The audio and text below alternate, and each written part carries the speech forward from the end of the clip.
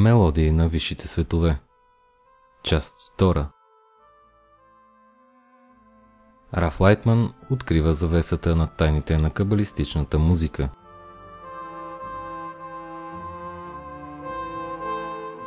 Пеенето призовава благословение свише, докато то не се прояви във всички нисши светове. Раби Елизар е казал: на устремилите се им предстои да възпеят висотите, нисшите и висшите, укрепвайки връзката на вярата във всички светове. За това деяние е казано: ще изпеят устремилите се към Твореца тази песен. И така ще се повдигне Малхут към Зеир Анпин. Така ни разказва за това време книгата Зоар в главата Ваелех. שמשוררת למעלה לזעיר אנפין, שמעלים את המלכות לזעיר אנפין.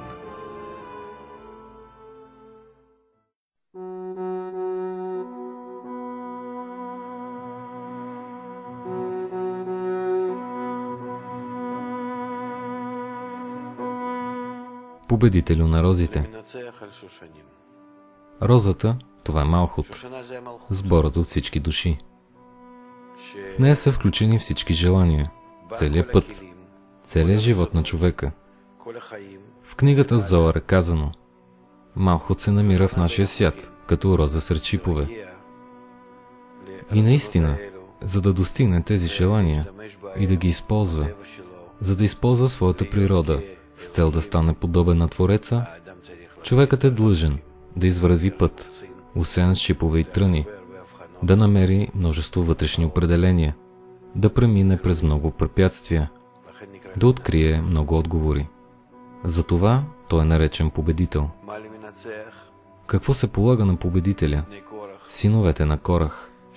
Когато човекът побеждава, той достига песента на любовта. Само вътре в Малхут, вътре в най-дълбоката точка на сърцето, се разкрива усещането за Твореца, единението и истинската любов. До това стига човекът в края на своя път. А до този момент той разкрива ненавист, страх, неразбиране, неувереност, зависимост, всички претенции, които може да си представи. И тогава се обръща към Твореца, обвинявайки го за всичко. Когато в човека се случи разкриване, когато му се открие пълната картина, той прославя Твореца, присъединява се към Него, слива се с Него и започва да го обича.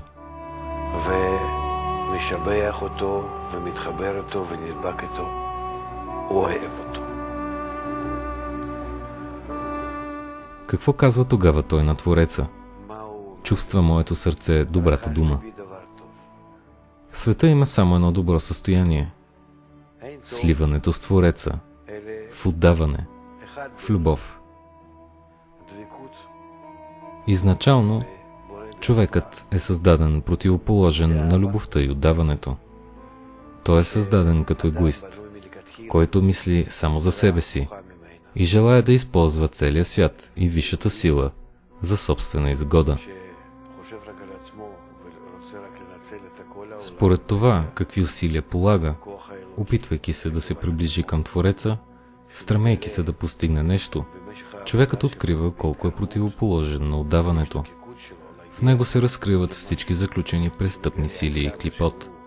И когато ги побеждава, той постига това, което се нарича добро.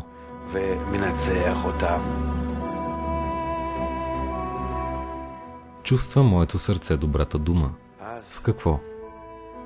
Той казва: в творенията мои, цари на вселената. Всичко, което имам в себе си, посвещавам сега на царя. И тогава човекът прославя не себе си, а Твореца, доколкото открива и разбира неговите свойства. Самия той се повдига на същото ниво.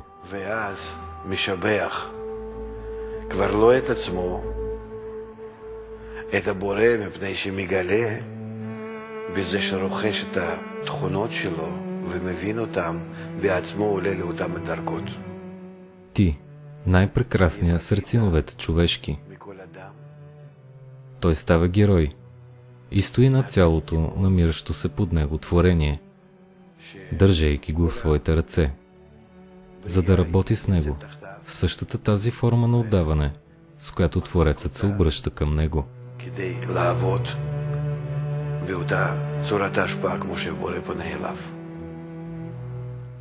Тази песен може да пее само този, който действително е стигнал до края на своя път.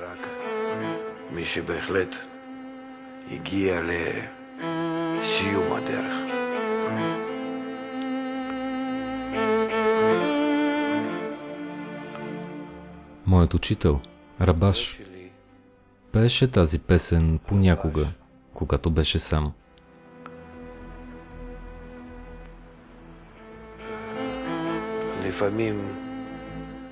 Аз бях в съседната стая, в нашия дом в Тверия, и слушах как той я пее през дългите зимни вечери.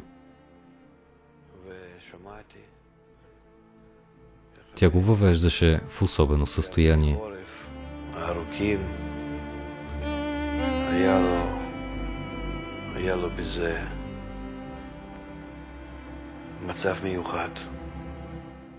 Аз виждах колко дълбоко е потънал в себе си, изключвайки се от реалността.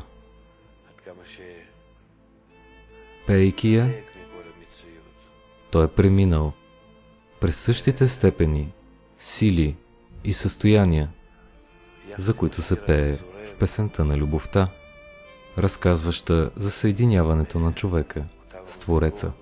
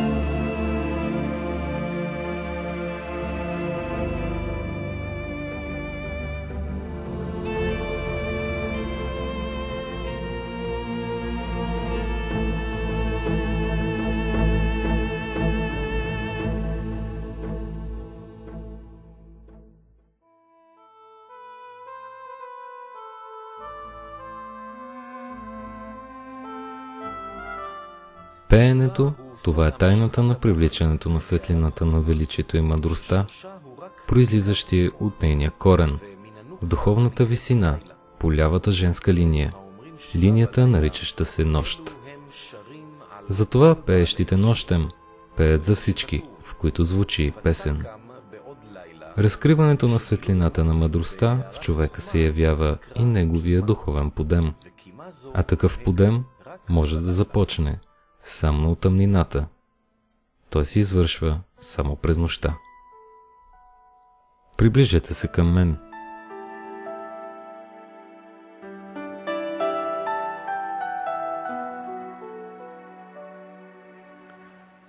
Приближете се към мен е призив, отправен към човека от страна на Твореца, който го подтиква към сближаване. Това пробуждане достига до него под всевъзможни форми.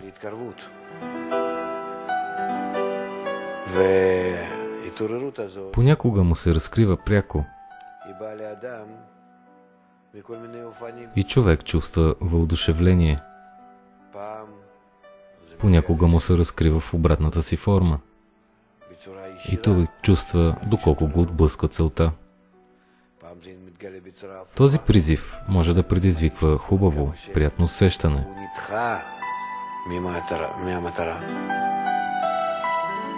Като добро, светло и радостно утро.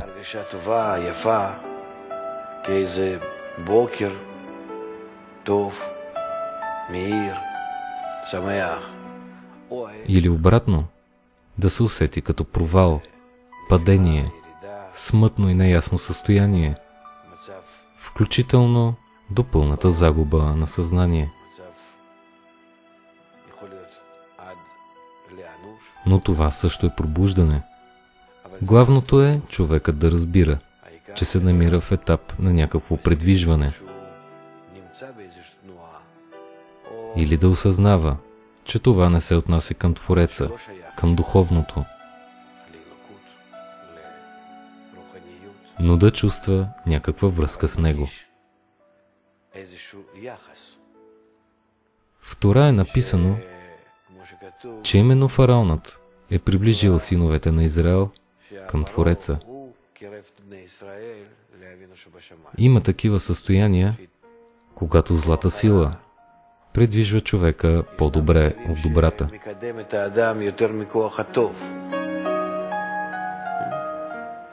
Творецът, който винаги иска да го приближи към себе си, го пробужда в съответствие с това, за което е готов. А той е длъжен да се вслушва в този зов във всеки миг, в каквото и състояние да се намира. תתקרבו אליי, באיזה מצבים שלא יהיה.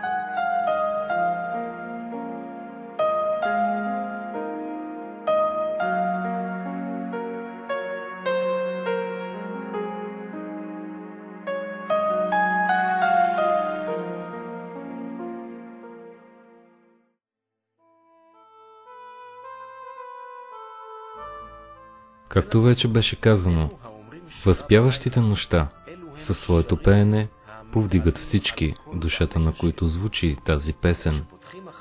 Когато нисшите започват живота си с песен, висшите помагат със сила на нисшите, за да осъзнаят и постигнат това, което не е дадено за постигане на смъртните. Земя и небе, Зеир Анпин и Нуква се възвисяват с тази сила благодарение на песента.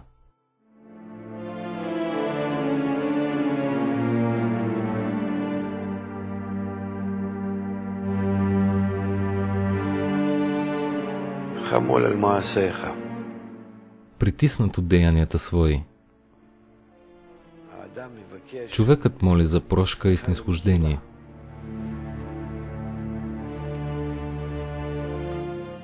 И тук, както обикновено, в което и да е състояние на духовната работа, присъстват две противоположности.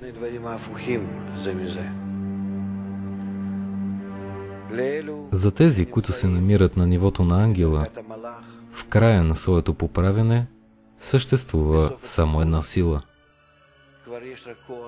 Няма никой друг, освен него.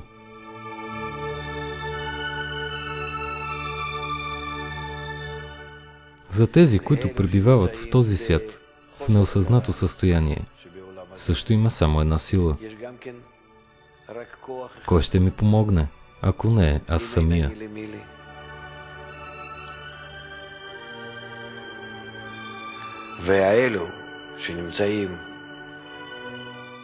Този, който се намира на пътя от този свят към света на безкрайността, за него винаги, във всяко състояние, се разкриват две сили – силата на Твореца и силата на творението, действащи заедно. От една страна, всичко като че ли устройва Твореца.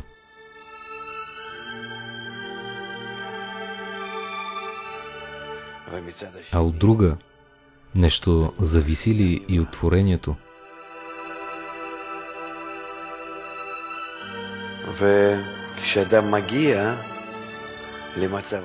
Ако човекът достигне това истинско състояние, когато в него се обединяват едновременно двете сили, няма никой друг освен него, и кой ще ми помогне, ако не аз самия, то в него възниква истинската молитва. Тя е изградена от двете противоположности.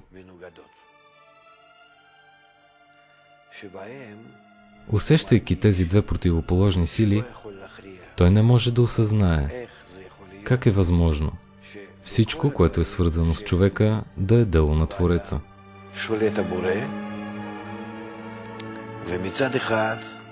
И от една страна разбира, че няма никой друг освен него, а от друга, у човека все още има усещане, че се намира извън властта на Твореца и може да се обърне към него, за да определи своето собствено отношение към сливането. ויכול לייצב יחס שלו לדבקות.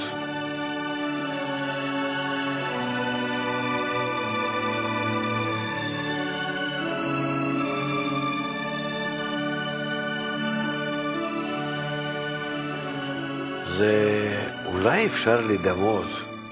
Това е подобно на ситуацията, при която човек, намирайки се вече във възрастта между 40 и 50 години, от една страна разбира живота, знае всичко, което може да се случи в него, и в същото време чувства себе си като зародиш в майчина утроба, който нищо не разбира, не знае и нищо не различава. И тогава той има само една молба. След всички мои страдания, цялата моя работа и положените от мен усилия, повярвай ми, намирам ли се аз на правилния път?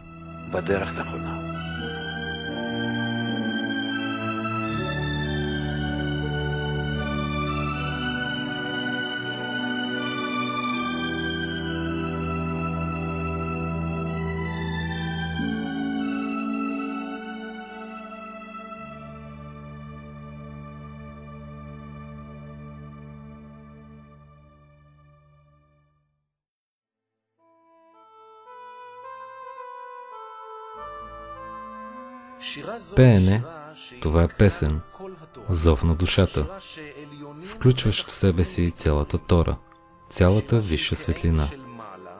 Песен, към която се пробуждат висшите и нисшите във всички светове. Песен, подобна на извор свише, покоят на висшия, висшето милосърдие. Песен, която украсява святото висше име, Малхут, местилището на Твореца. И за това тя е Светая Светих. Приеми нашите молби. Приеми нашите молби е молитвата на многото. Молитва на многото е това състояние на човека, при което той разкрива, че в него все още действат различни сили, и не всички те са насочени към сливане с Твореца.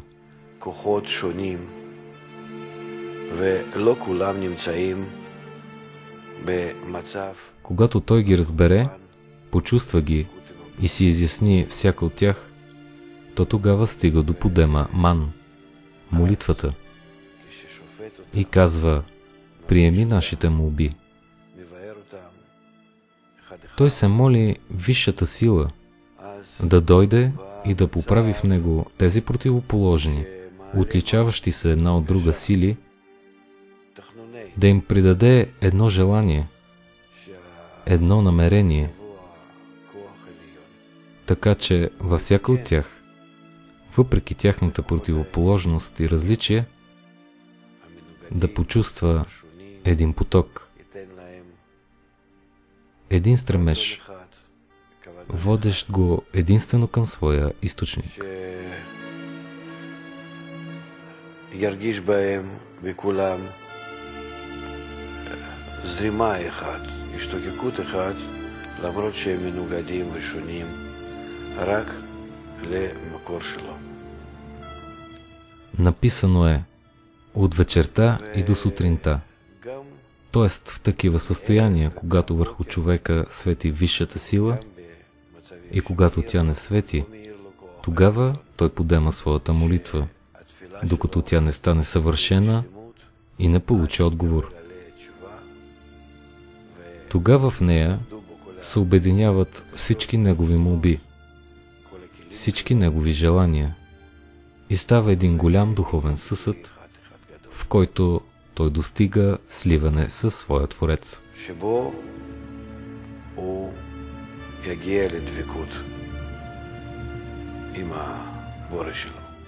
Тази песен ние пеем в денят за помен, т.е. състояние, в което се разкриват пустите желания, пустите килим.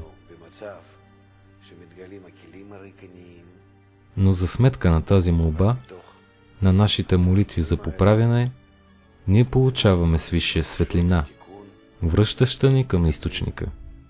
А когато нашите желания се поправят, те достигат състояние, в което се изпълват със светлината на любовта и сливането.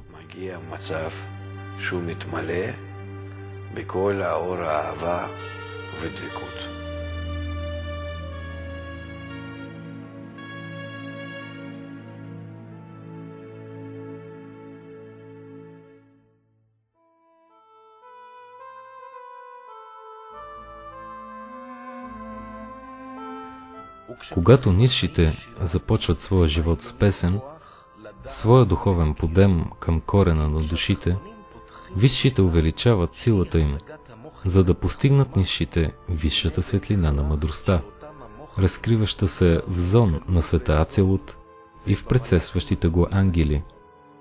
Така нисшите увеличават силата и сиянието на мъдростта във висшите сфери.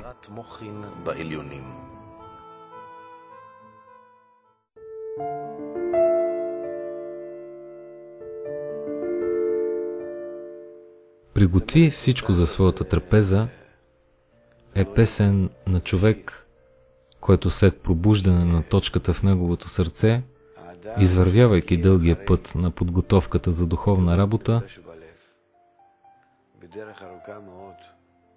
преминава през Максом, влиза в духовния свят, минава през всички степени на световете Асия, Яцира, Брия до света Ацелут. Придобива желание за отдаване,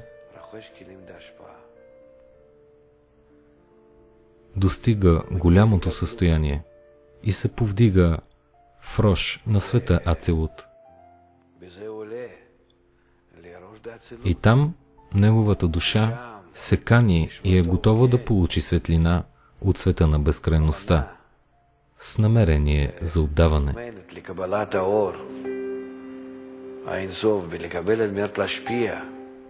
Когато душата на човека се напълни с тази светлина, която се нарича трапеза на праведниците, той усеща всички преминати от него степени и всичко, в което се състои тази работа, това високо състояние. Човекът възпява тези сили, с помощта на които се е повдигнал до него и ги кани на трапезата.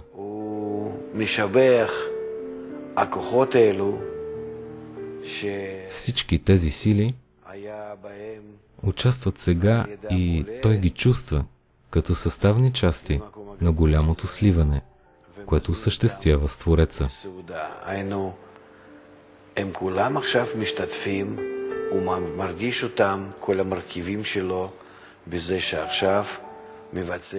И той и Творецът се съединяват заедно във всички желания на човека.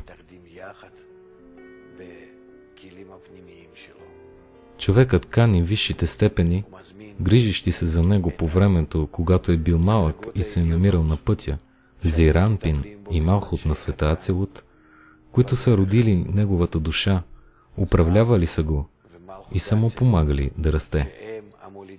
Те са го превели от състояние в състояние, от тъмнината към светлината, за да може да се изясни всички тези определения и по този начин да помъдрее. До момента, в който той порасне и се повдигне над своето желание да се наслаждава, когато може да му устоява и да работи с него заради отдаване.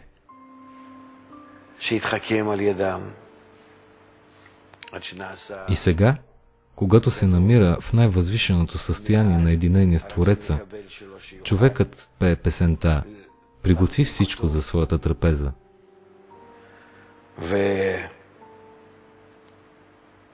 לעבוד איתו אף על מנת להשפיע.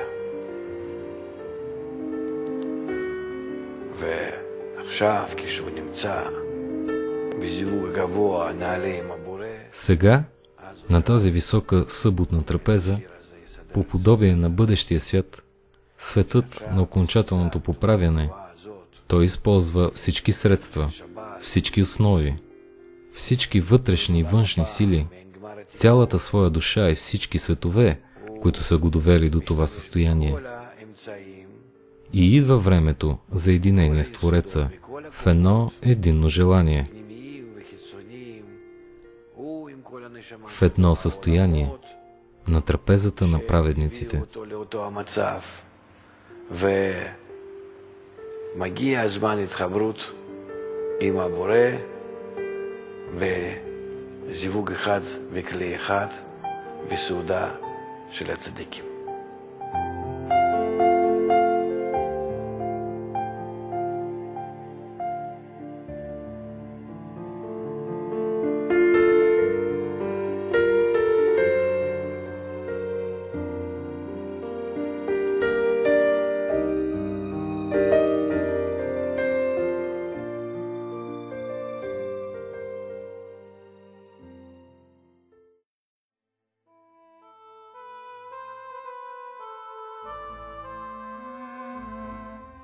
Апотеозът на пеенето, това е песента на песните, която включва в себе си цялата Тора, цялото египетско изгнание и изхода на Израел от Египет, цялото изгнание на синовете на Израел сред народите и тяхното освобождение, цялото възкресение на мъртвите до този ден, който се явява съботата на Твореца. Това, което е сега, което е било и което ще бъде в седмия ден, когато настъпи съботата на Твореца. Всичко е включено в песента на песните.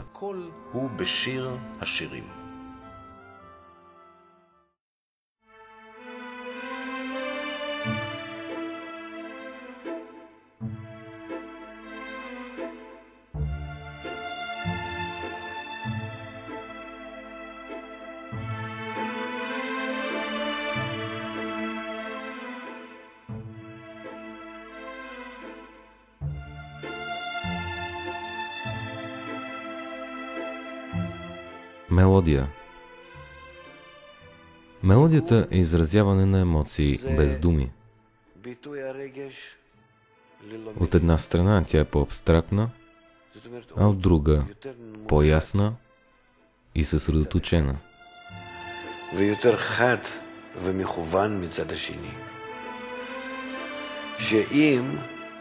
В песента думите и мелодията действат заедно.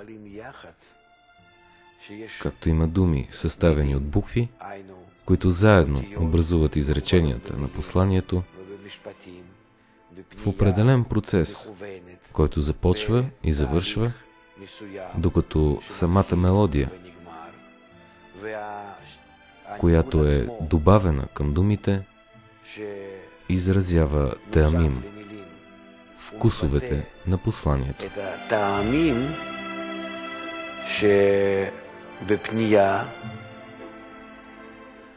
Тогава в мелодията, без думи, човек трябва също да изрази липсващите думи чрез самата мелодия.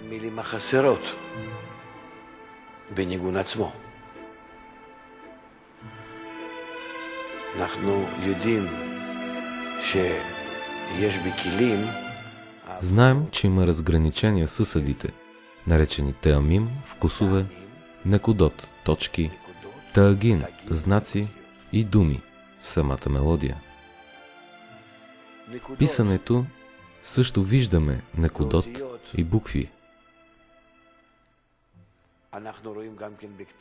Но теамим и таагин се използват само при специални обстоятелства.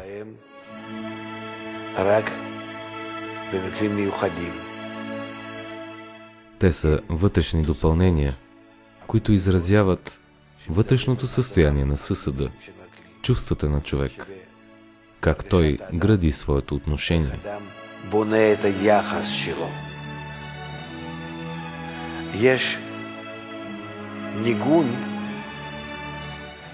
Мелодията отива отвъд думите и в много случаи променя смисъла им.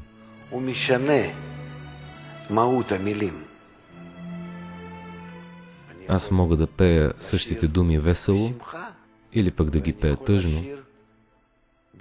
И всеки път същите тези думи имат напълно различно значение.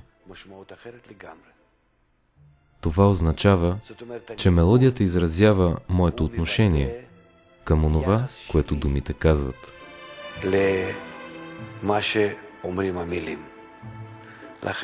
Затова има таамим, некудот, тагин и букви.